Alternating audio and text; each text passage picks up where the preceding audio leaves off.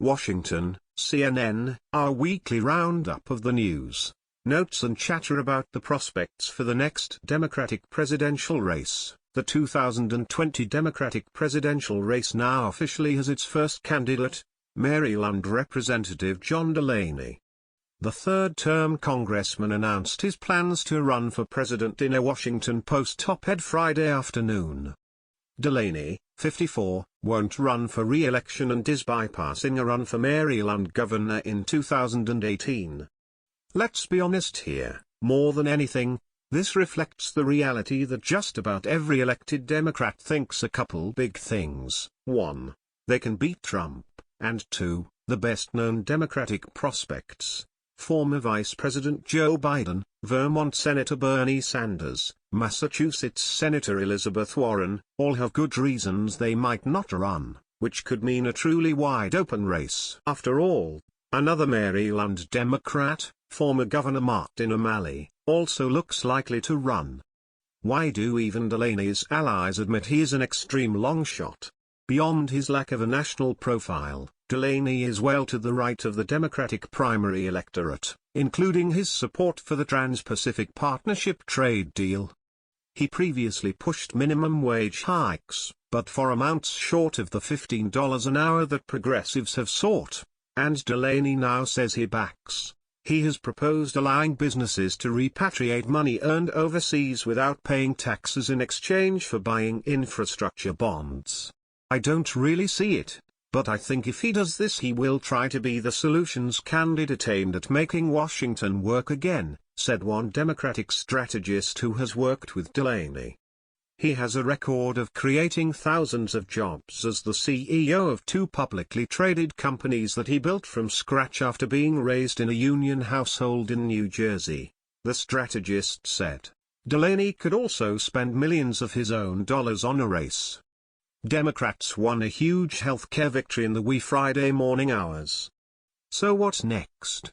Vermont Senator Bernie Sanders plans to introduce his single-payer health insurance bill, Medicare for All, as he'll cast it, in September, an aide told CNN. The big question is which Democratic 2020 prospects will support it. Already, Warren and New York Senator Kirsten Gillibrand have embraced single-payer. California Senator Kamala Harris expressed support for the concept in May, when she said health care access should not be a function of your income, and again in July, but cautioned the details are key.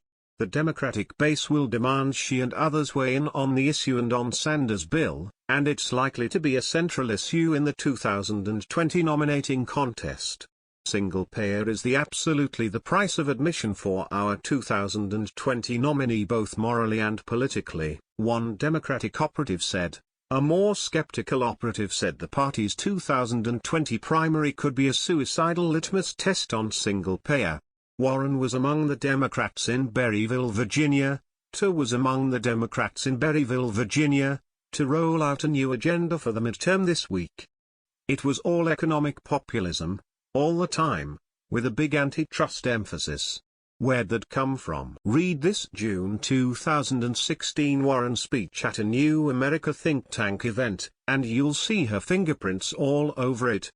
Cory Booker, speaking of antitrust, New Jersey Senator told Recode the government needs to keep a much closer eye on Amazon and Google.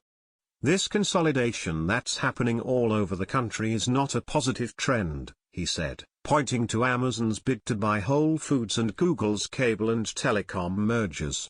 Gillibrand has said she's not running in 2020. But many Democrats don't believe her, and see her as a strong contender. Gillibrand's biggest weakness, which some operatives told me they see her actively working to address, is that she was a moderate blue dog in the House whose previous positions on guns and same-sex marriage could prove problematic with the progressives. Seth Moulton is Massachusetts rep. Is profiled by Politico's Michael Cruiser as an insider who's an outsider. Focused heavily on Cruiser's military record, he went to Iraq 4 times. Cruiser finds those who know him speaking of a White House run as more of a question of when than if. I'm not running for president, man, Moulton said.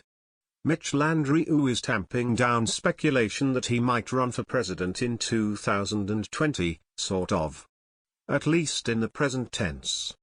The answer to the question is I'm not running for president, Landry told David Axelrod. New Orleans mayor is stamping down speculation that he might run for president in 2020, sort of. At least in the present tense. The answer to the question is I'm not running for president, Landry told David Axelrod on the Axe Files, a podcast from the University of Chicago Institute of Politics and CNN. You'd never rule out running for anything, you never say never about anything, but I'm not running. Andrew Cuomo is the rare Democrat who almost never says President Donald Trump's name, a weird tactic for a big state governor in a party fueled by resisting Trump.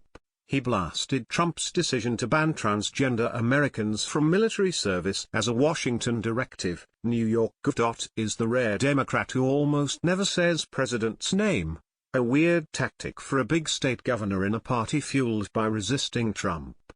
He blasted Trump's decision to ban transgender Americans from military service as a Washington directive, the New York Times' Shane Goldmacher notes. As a general rule, I haven't found nasty ad hominem attacks on a person whose cooperation is needed to help your state especially helpful, Cuomo told Goldmacher. Calls for an African American on the ticket expecting they could still be in Washington voting on health care. Senators all kept their schedules open for the next week. Before you go, this story has been updated.